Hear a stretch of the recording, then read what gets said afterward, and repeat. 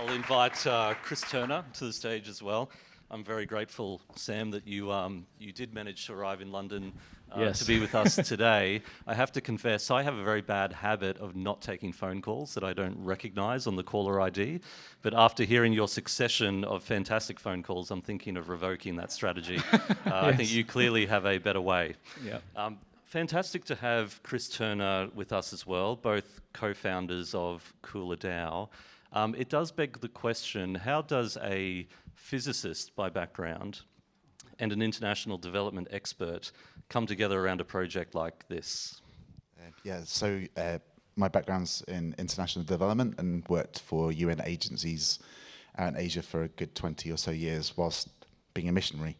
So it's kind of like one side missions work, other side actually working to pay the kids' school fees in UN bodies. And really over many years and different projects, seeing a lot of waste, and it culminated for me in about 2011. I was part of a $2.5 billion assessment on a project out in East Asia, and as we assessed it, at the grassroots, only $300,000 had actually gone to interventions, and that was kind of like the straw that broke the camel's back for me. It's like this doesn't work, and there's got to be a way that we can find a solution for this problem, right? And from that missional kind of perspective of like, how do we solve this problem? Because there's got to be a solution. And I'd been interested in blockchain. I went off to a conference, and through a series of just connections, it's like, okay, this is actually a technology that can start to solve this problem. I wrote the first version of what KulaDAO became, and ended up talking to our third co-founder and built that relationship with him. And he's like, yeah, this is a good idea. I want to put some money into it. And he and Sam knew each other from their hometown in the States, and that's really where we met. Was where I met Sam, and I think I'm coming at this from a lot more philosophical and perspective of, at the end of the day, a lot of what we're talking about rests on capital allocation, and we live in a world where just shy of 1 billion people still live on bare minimum, just over $1 a day. Take that up to $2, it goes up to 2-3 billion, right? And so what we're talking about is future hope and good news is actually tyranny for them. And how do we start to solve and think about those problems with emerging technology? So I've got all the ideas, but I think one of the beautiful things of working with Sam is just the strategic thinking and the technical expertise and background that's kind of married together, which makes, I think, as a really strong team, and how we've built this protocol and this approach. So yeah, we've had quite a ride in 3 years, and it's been really wonderful to see where it's got to. And Sam, how has your unique background flowed into the work that you do with KulaDAO? Yeah, so I was in astrophysics, and I was like building these little tubes. I'll skip the term there, to look at the supernova. And so whenever there's supernova, you'll see the signal that goes in there, like that. So we have thousands of those and put them out in outbacks of Australia because there's less light pollution when we look at the sky.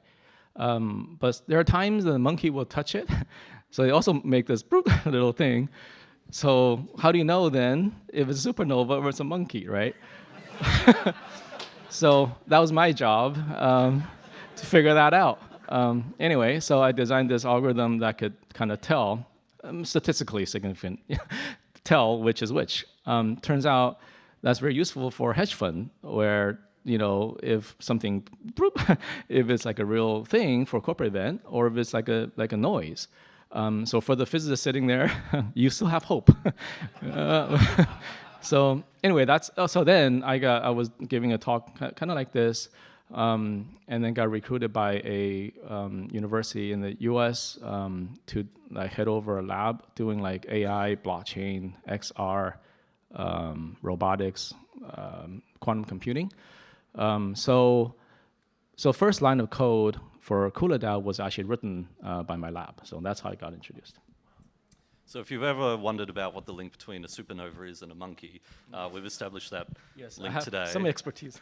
Yeah. You did a very good job of breaking our minds, unpacking some of the tech stack, and introducing what is unique in the model around KulaDAO. And we promise to rebuild those pieces at a slower pace in our conversation today. I want to ask you, what was it that captured your imagination around the technology, let's talk particularly around the blockchain, that enabled you to think about solving a problem that you saw as persistent in the world that could be solved in a new and different way? Maybe I can start on that, because I think for the blockchain industry for the past few years, we've seen over and over again a bunch of like pump and dumps, right? And meme coins and things that really don't mean anything. So I thought we need a use case where we can really apply that technology, like to really take advantage of it. One place is really some place I might need transparency, need immutability, and where is that? So developing nation really come to mind. It's by definition a lot of these underground asset, people don't invest in them because it's opaque. So I thought maybe it'll be great to have a blockchain apply to that. So I just want to take advantage of it, but more so the convergence of all the emerging tech come into play. So our patents really have to do with these convergence. So that's also something that I was inspired by. And it's really Chris here that's bringing in the impact side of things. So maybe we can talk about that. And it is really disheartening, right? If we could really get into the guts and we had time to talk about it at I'll just go at an abstractive level. A lot of our tax dollars or pounds go into international development pots, and again a lot of that gets wasted. And it's not just in that sector; it's in infrastructure and integration at economic levels across these countries. And it's disheartening when you're seeing all the promises made and all of the right buzzwords are included: participation and let's get the communities involved, and yet actually specifically there's actually even strategies that are deployed that provide this harmony in particular regions so that communities don't play well with each other. And meanwhile, all the extractions going on, that power our cell phones and our fancy new cars and all these things that we depend on, and that's just plain wrong, right? It's just it is the way it is, and we don't necessarily know about it. And even the entire development sector in some ways is incentivized to perpetuate itself because it's like any other industry, right? So how then do you start to create systems and ways for communities to genuinely have participation, not in word only, but actually in a protected place? And I think for me, looking at actually really understanding, okay, you've got this idea of a decentralized autonomous organization, which we're both in agreement about. It's neither decentralized nor is it autonomous, because people still have to give an account and there's decisions that have to be made that regulators can hold you to account for. But at the end of the day, how do you protect people's right to choose, which I think is a fundamental God-given right? It's like, here are the guardrails, but what do you choose, life or death? That's really the mandate that God gave to us from day one. Here's a tree, eat, don't eat, make your choice. So any technology that removes that right from an individual, or any space or any process that removes that right from an individual or a group or a community, is fundamentally not moving towards God, in my opinion. One of the things I love about the idea of this whole thing of a decentralized organization that uses smart contracts is once those contracts are deployed, finances are locked. So if people engage and make decisions and their interests are aligned, then those smart contracts unlock the financing and people are protected. And so people's choice and their decision making becomes actually very, very important and powerful to that overall process.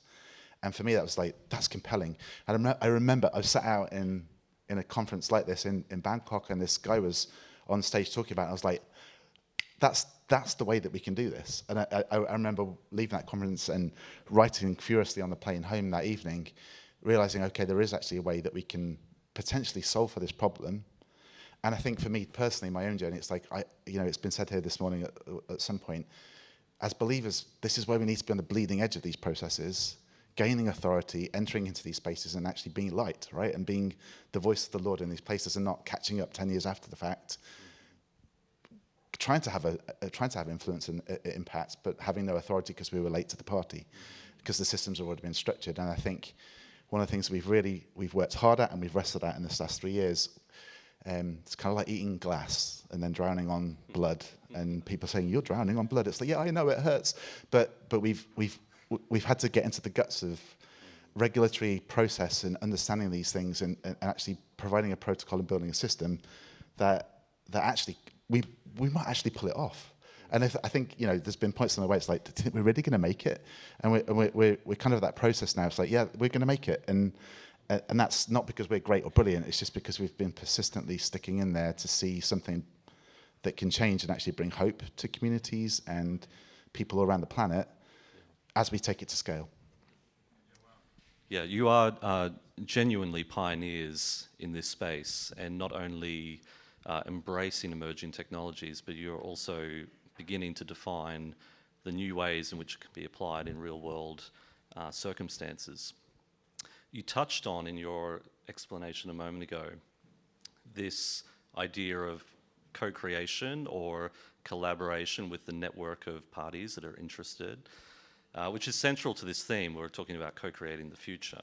I wonder if you could sort of unpack, assuming the benefits of the technology, but bring us down to a ground level, human level, bearing in mind especially the unique nature that you're tokenizing real world assets that have real world impact on communities.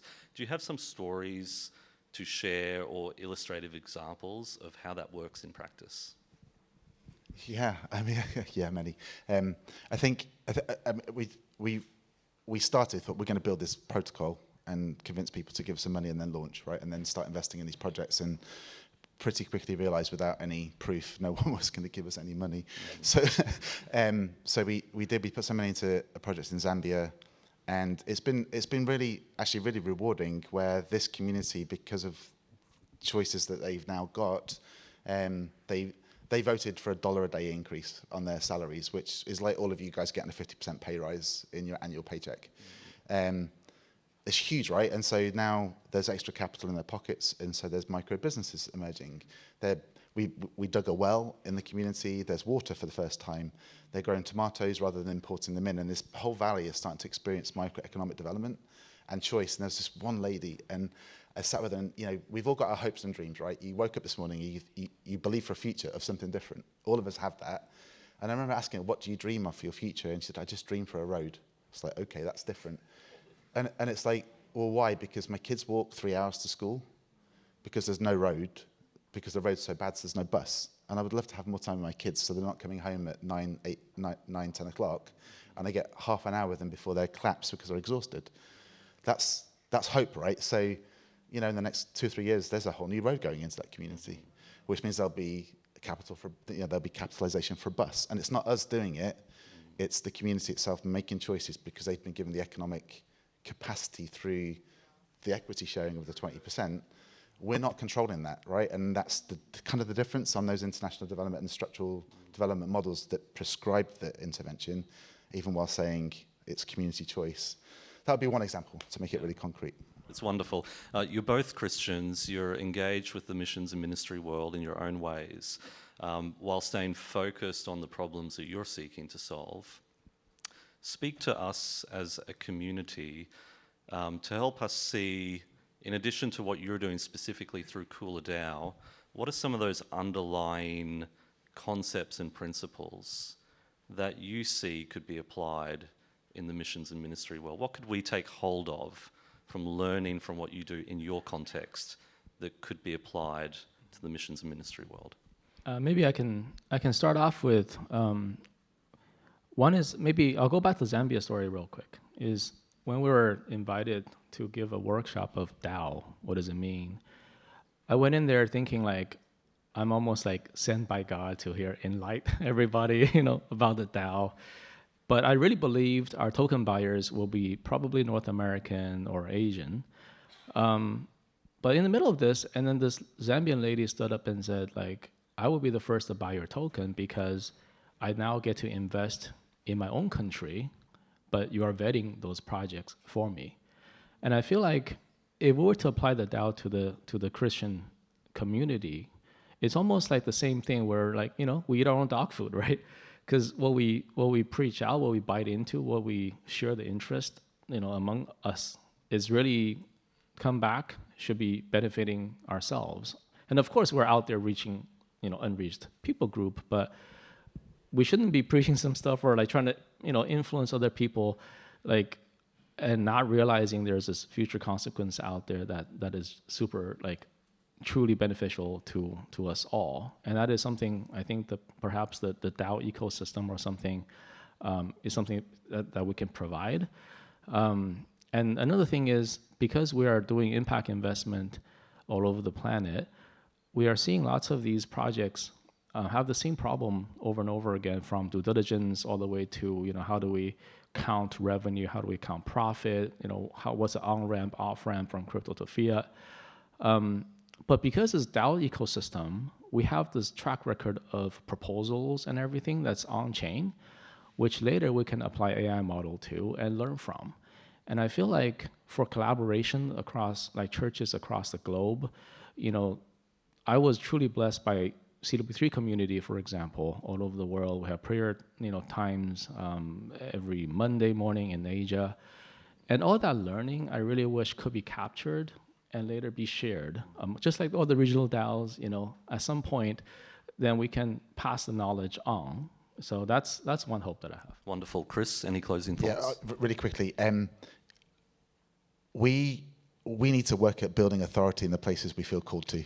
And I think that this last year we have, and I've been kind of the point of it, but we've all learnt it. How do we enter this space and get regulation has been a journey. And from the outside looking in, it's like, well, that's just a mountain I don't know how to climb, but we've climbed the mountain and it's been really hard. But in order to be taken seriously in the marketplace, you've got to climb those mountains. You've got to get up the hill, and then you have authority to speak and have influence in that space. But I long for us as believers to pay the price and gain authority in the places and spaces that we're called to step. And again, I think the CW3 community that we're a part of, and some of us in the room, and communities like this, right? That's where we encourage each other and hold each other and support each other to get up those difficult mountains into places and spaces that we can see breakthrough and influence in the world, because we're trying to bring change, right, and hope in the places and spaces that we're called to. That's wonderful. We're all pioneering in our own respective spaces, different technologies, mission fields, and so forth. Really inspired by the stories that you've shared today. Chris and Sam, thank you so much. I want to bless you and thank you, and just wish you all the best in the pioneering work that you're doing. Thank you very much.